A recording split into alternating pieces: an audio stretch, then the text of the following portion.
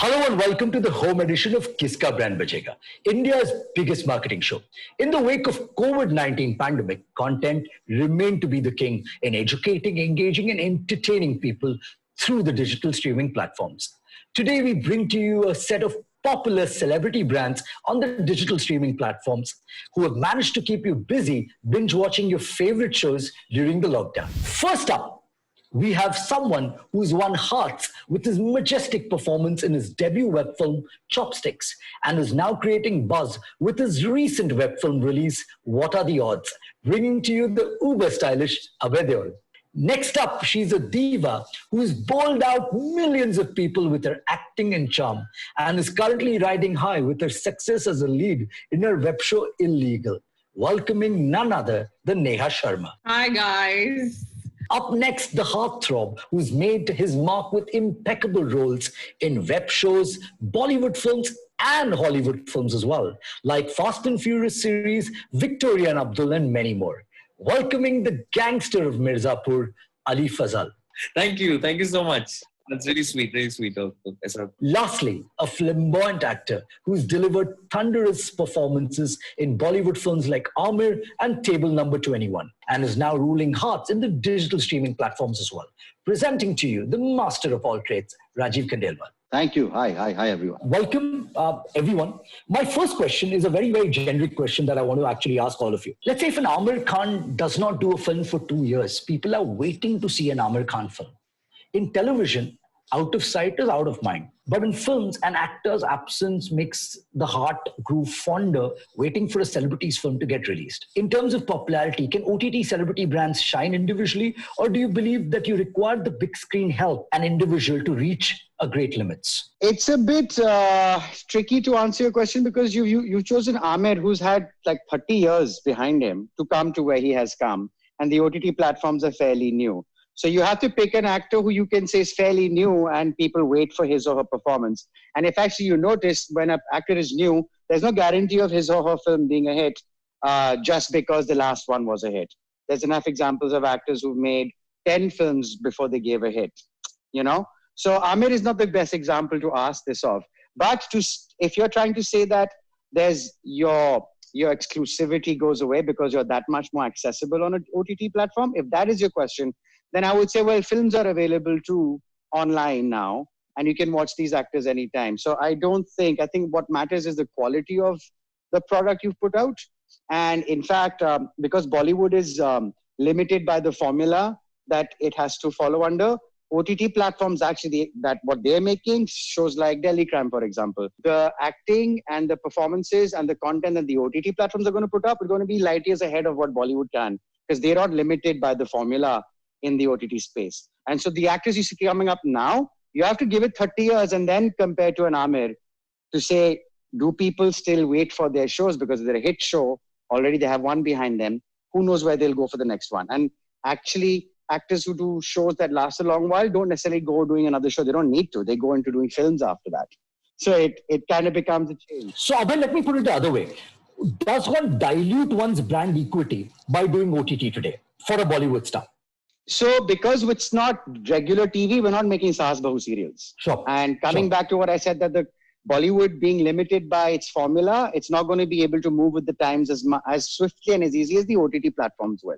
Sure. So if anything, the brand that will come out of the OTT platform, the brand of actor or filmmaker that will come out of the OTT platform will be superior to what Bollywood has presented so far, until Bollywood catches up and starts to also experiment in the way OTT platforms experiment. So if anything, it's the opposite of what you're saying.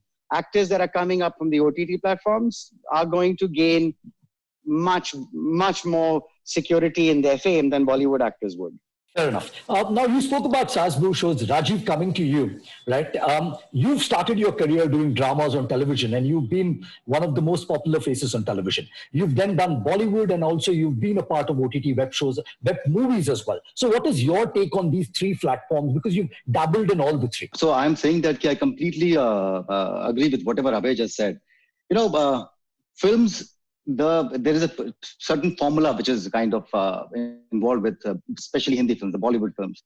And for them, the challenge is going to be for actors from the film industry to come on in the OTT space and make a place for themselves. You may wait for a certain star, you may just wait for a certain star's film. But if the film doesn't have the right content which appeals to the people who watch OTT, will they watch the next project of that star because you really love that star? So to answer that question, whether a big Bollywood name, if he comes and does a show on OTT, will his popularity get diluted? It's a different ball game altogether in OTT, I guess. It is definitely the content which is bigger than the brand individual. We have seen international shows and we have seen so many big actors who are probably on television and then they are doing stuff on OTT. I do not watch a show on OTT just because of an actor.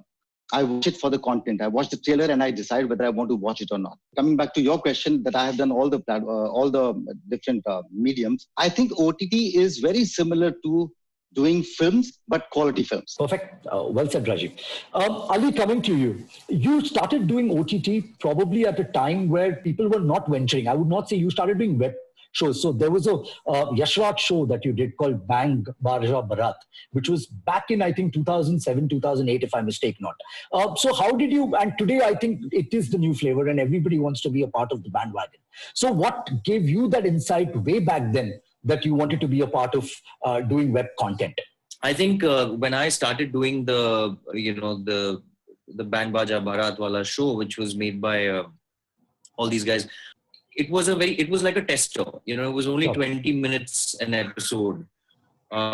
We had no idea. It was such a cool script, and it was the length of a feature film broken into episodes. Sure. So we had no idea, but we had so much fun because it was shot like a film. It was, all the qualities like it was like a regular set. Of course, it was later broken down into episodes. So that format was very different.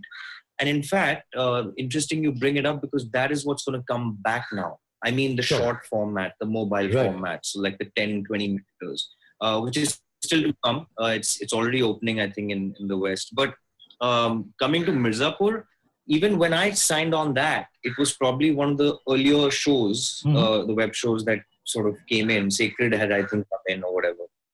And I still remember like a lot of big directors like telling me, "Nahi yaar, tum kya kar rahe ho? Pagal ho gaye? Ye sab to 5 saal baad aayega. Ye sab chodo, filme karo. Tumhara, ye wo, blah blah." And I mean, I don't know. I just something stuck with me. It was instinct, I guess. I thought I could really bring something to the table. I mean, I know the problem is we are our last image, right? That's how Bollywood works. And if I was a producer, maybe even I wouldn't cast myself in something like a Mirzapur. But the idea is to break that. And I think the moment OTTs are, at the same time, we're competing with international shows on the same platform. You're a click button away from rejection or approval. Okay. Neha, you've actually, and we've read somewhere where you've said that, that not too many great writers, great films or OTTs, great content being made for women today, right? Especially in Bollywood. Was that one of the reasons that you did this shift to OTT? And my second part of the question to you is, we see a lot of Bollywood leading female stars who are doing films on OTT, like Jacqueline has done Mrs. Serial Killer. But you've actually taken that risk of doing a web show as your first OTT step. So what was the writing bits, as well as did you do a calculated risk when you came and did a web show on an OTT platform? Well, to start off, I want to say I don't have a prejudice against TV or web as compared to movie business, because end of the day, we're all trying to make content, right? Interesting content. As actors, we're all greedy to do interesting roles. So for me, it's like whether it's a movie, whether it's TV, whether it's web, I want to do something that's exciting for me as an actor. As you know, with my filmography, or everybody who's watching this knows it, I've always been wanting to do interesting stuff, but nothing really comes your way, which, like stuff, because there's a stereotype that people think that you fit into, like how Ali was like, no one would cast him in Mirzapur. I feel like it's like a stereotype where people don't see you as this or that and they cast you, and I don't blame them for that. So I feel like for me, web is so interesting because there are a lot of actors who might be like, I'm a movie star, I do big budget Hindi films, and I don't want to do like a web show. So it's a great opportunity for people who are looking for content. So for me, when Illegal came to me, when Samar and Sahir came to me and they said that, there's a legal drama that we're trying to make and it's about a woman. And they do make women-oriented stuff, but far and few. And a lot of women are gunning for that one particular role which you think is kick-ass. So for me, it was a win-win because they told me illegal's happening. It's about this woman's journey. It's a whole new space where no one's delved into law and legal show as far as India is concerned. So it was a brand new thing to be for them to be making, which was a year back. So for me, it was exciting. The audience that watching OTT are, I don't want to use the word smarter, but they have an appetite for different kind of things. Right. And they are open to new things and interesting stories. And they don't have these biases that it has to be a macho hero doing this in a web show. There is a Peaky Blinder, but there are other things where you have a panchayat where everybody's trying to do something different. I'm talking about different kind of shows. So Illegal again was a woman-oriented show, which is far and few, of course. There are women-oriented roles that are written, but far and few, and everybody wants to do it. Especially in the current COVID times, how do you guys manage to market your projects, which went live during lockdown? Neha, with you, with Illegal, Rajiv, with you, with Atit, and Abhay as a producer and an actor with What Are the Odds? Yeah, it was very difficult, honestly, because a big part of Asur, which is again a Voot show, because my show was on Voot, so I'm strictly talking about Voot. There were a lot of banners and a lot of things that you could see visibly. Asur was everywhere, which was their first show that they released. So for Illegal to come out during this time, there couldn't be all those things, and we couldn't do any like press conferences or things where you actually go and you talk about your show. We couldn't do that. So everything was Zoom calls. Everything was online. So we were doing a lot of the cast and crew on Zoom calls and other things and put it out there, because I feel like the good thing was it was a lockdown. So everybody was watching a lot of content. So I think we did a decent job. I'm not going to say that it was as good as, the whole thing that you do, like interviews, going from one studio to the other, radio. You could still do radio, but we still didn't do it. So there were a lot of things that you couldn't do. But the good thing was, because of the lockdown, there was a lot of digital content being consumed, and Illegal came at the right time because people had nothing else to do but to watch stuff. And all these shows, not only Illegal, all the other shows, people were wanting new stuff, and new stuff was coming. So it was good. Abhay, coming to you, you've not only had a film release, but you were also the producer of the film. So how important is marketing, especially in the terms of lockdown? And how did you look at it as a producer and as an actor for the film that you were releasing? I think what's the difference between marketing a film on OTT as compared to theaters is you start 1 month before it releases in a theater, whereas with marketing in a OTT platform, you start maybe 10 days before, and then you continue after it goes live, because you want people to know it's gone live just now. So there is that difference. When I did Chopsticks, which was a Netflix original, I actually loved it because we were just taken to one spot, and all the radios and stations and whoever, because they're not going to be going from studio to studio. They'll have rival channels, obviously. So there was a limited amount of outlets that they could market to, and they all called them in one place. Everything was in order, really well done professionally. They had some quality people. So, it is Netflix at the end of the day. So it was a pleasant experience. And I'm someone who hates marketing. Like, now I do it because, as I said, I have to find balance, because I don't like attention. I don't like to be in the light all the time. So it's much calmer, easier, more organized, and it's different. The timings are different.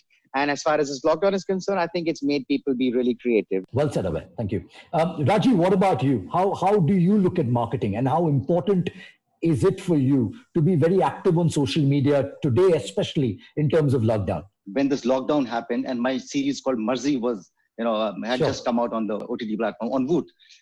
And I said, listen, I do not know how it functions, because I'm not an Instagram guy. I'm not a social media guy at all. And I will not be able to survive here because I don't have, it in me to be on social media. But then I realized that while you're marketing your stuff, while you're marketing now, especially in today's day and age, when you're marketing, it is very important to at least be on social media to generate that awareness. Even though I would say that despite coming on Instagram, despite coming on Twitter, I'm not doing the things that you're required to do.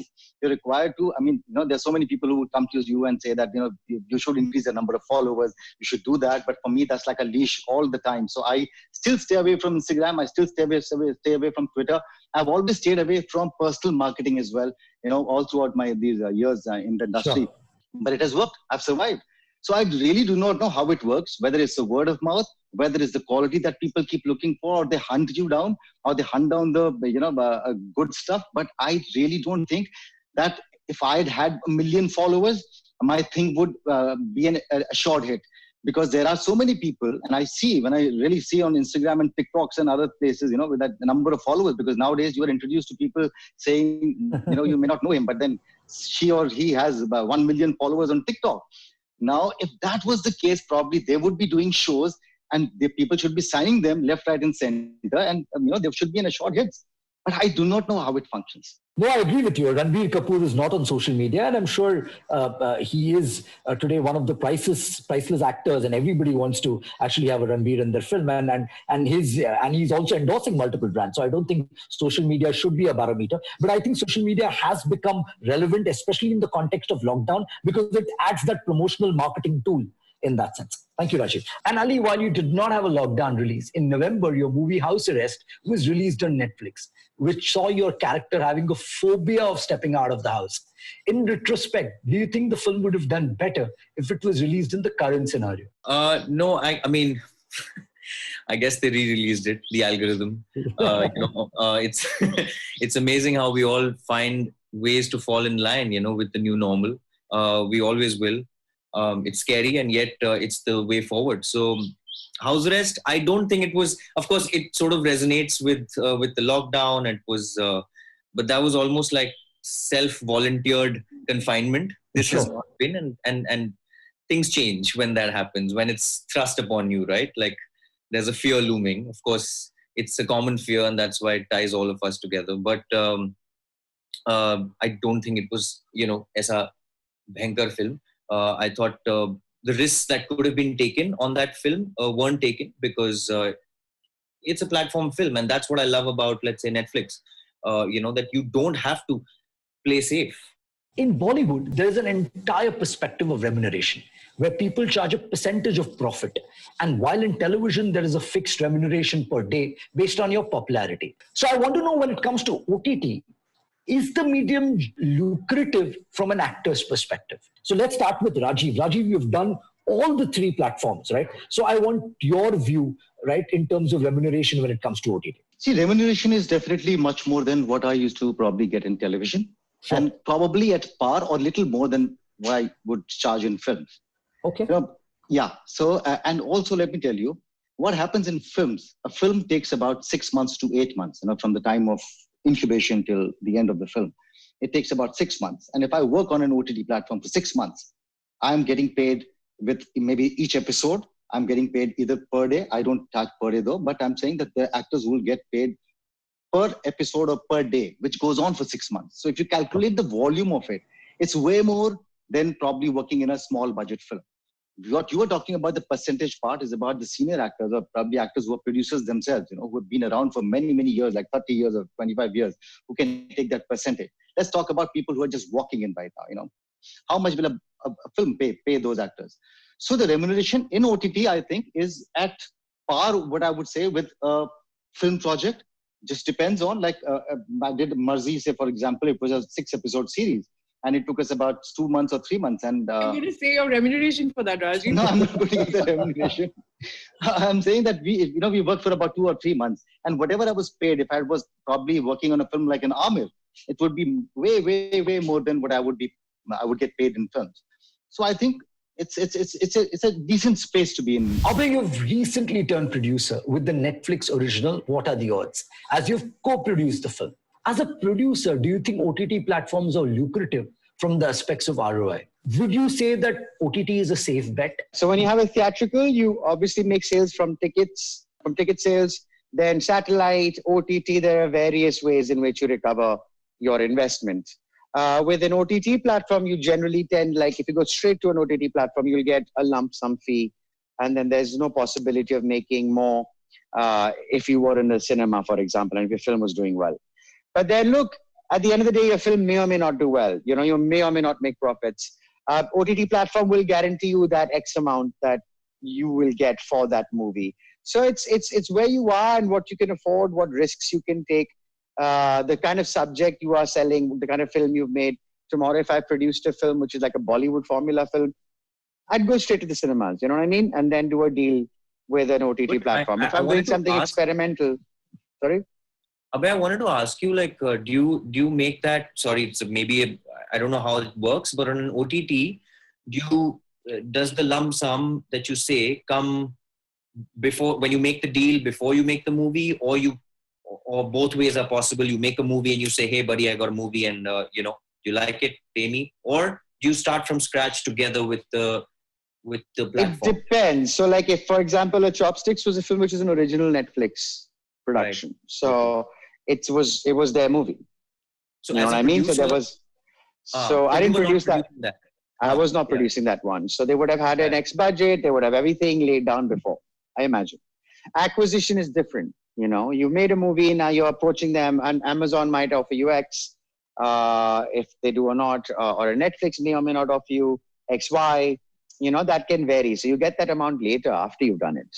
But like I said, if you were going to the theaters, you can make more or you can make less. You don't know. Whereas on an OTT platform, you go there and they'll tell you, well, we can offer you this much. Take it or leave it. Depending on your position and the kind of film you've made.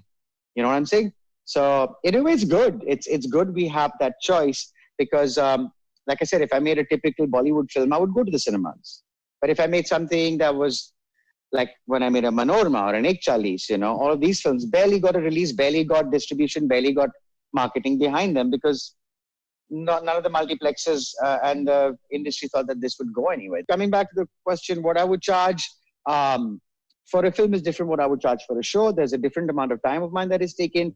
Obviously, I'll charge more for a show than a movie. And even the movie depends on the kind of movie it is and the budget it has. So I'll vary mine. You know, it varies. I'm pretty open and individual that way. You have to be in this day and age. Point taken. Ali, coming to you, you've dabbled also in Hollywood, right? And today we've seen somebody like a Priyanka Chopra. And when I remember 2 years ago when I was in New York and there was her big posters, and I felt as an Indian so proud that you saw on the Times Square huge posters of Priyanka up there, and she did Quantico, and she is now a known face in the international scene as well. Well, you've done Hollywood films as well. So how do you compare a remuneration to, let's say, a Hollywood film or a Hollywood series as compared to Bollywood, Ali?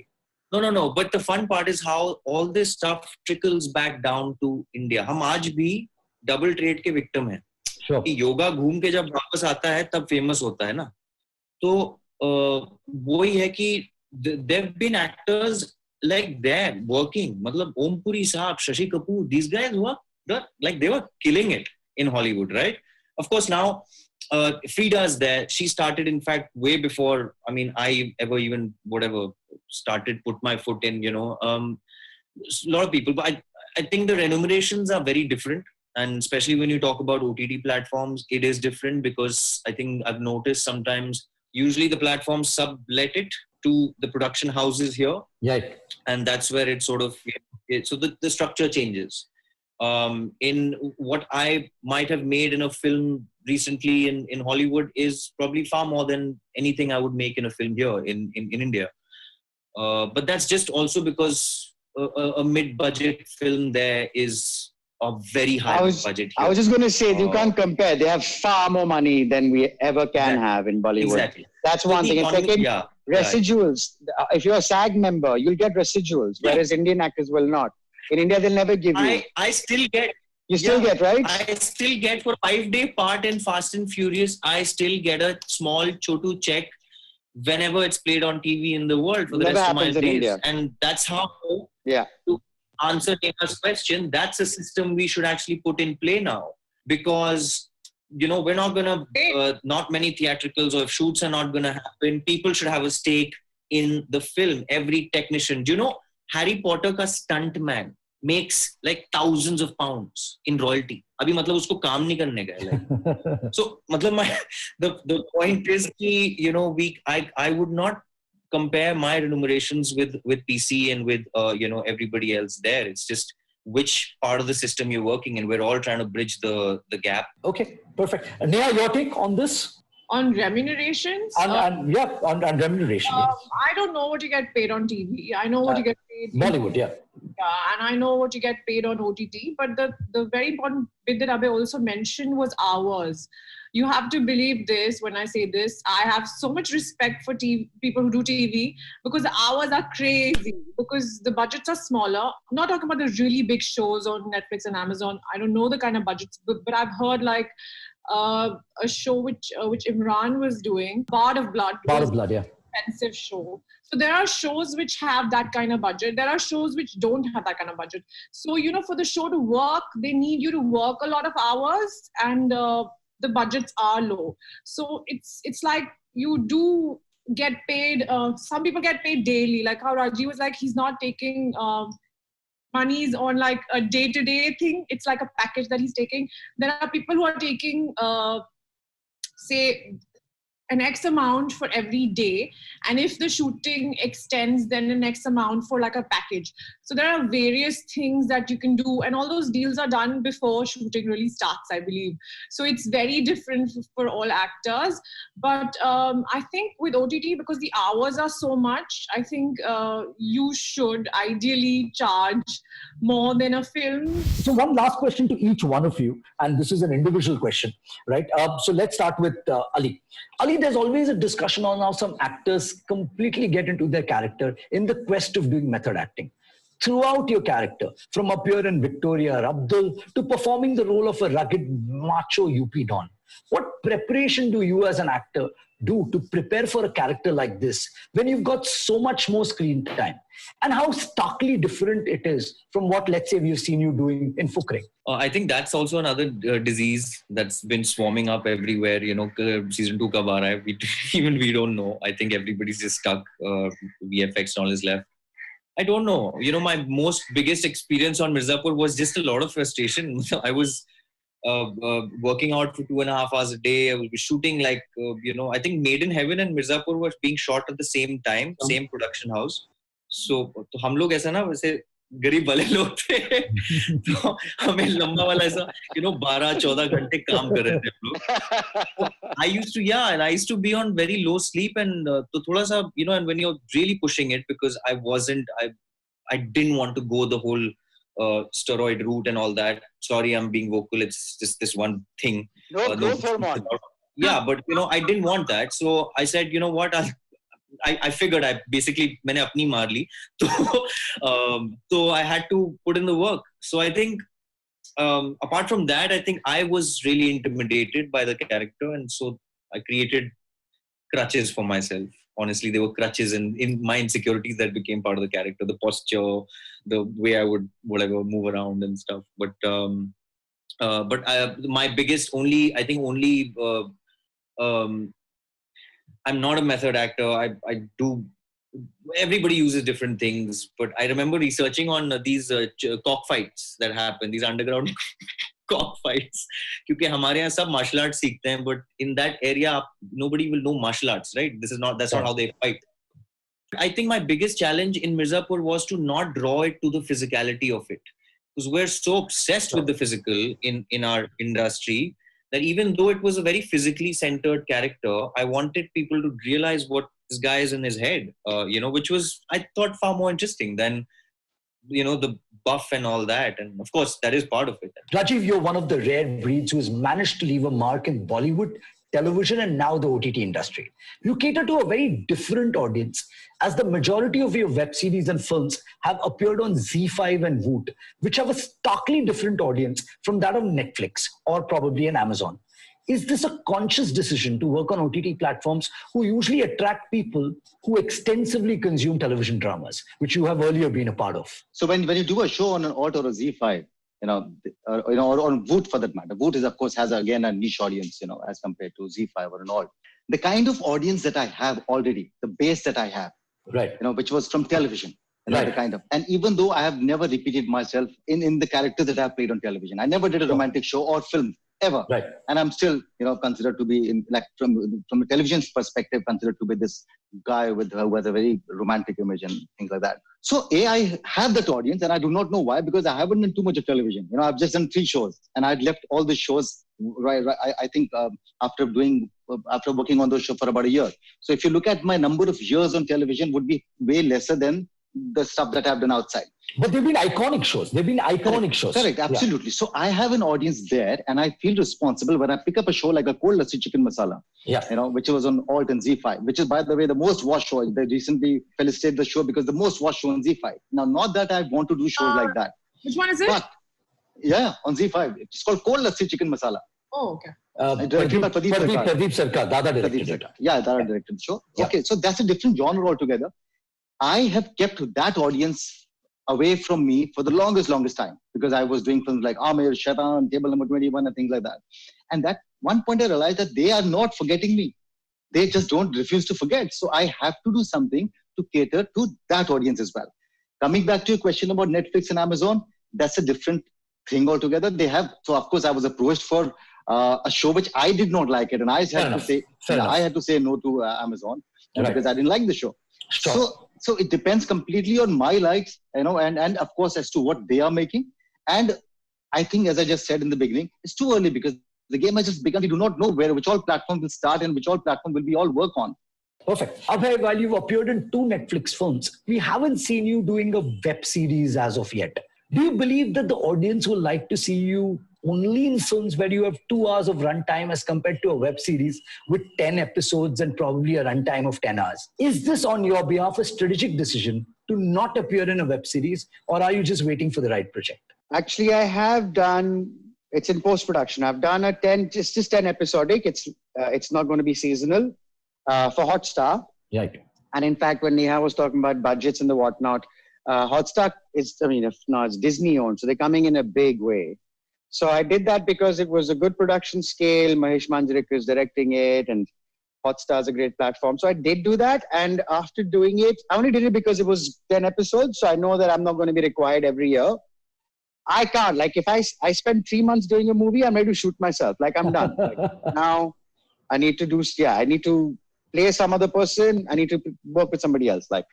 So I don't think I would survive a show that goes seasonal, because I really get bored of playing the same character after a certain period of time. So I don't know if shows that just are, limited series, probably ones that carry on further for seasons. I don't know. It depends the platform and the role.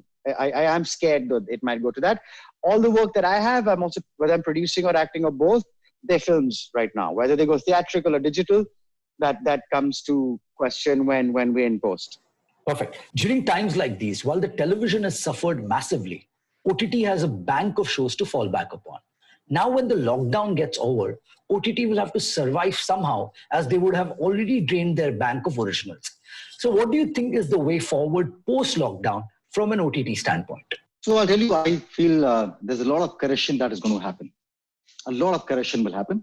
And it is going to be fun, because I think those who have it in them will last for long. You won't have the other fill elements to push your career.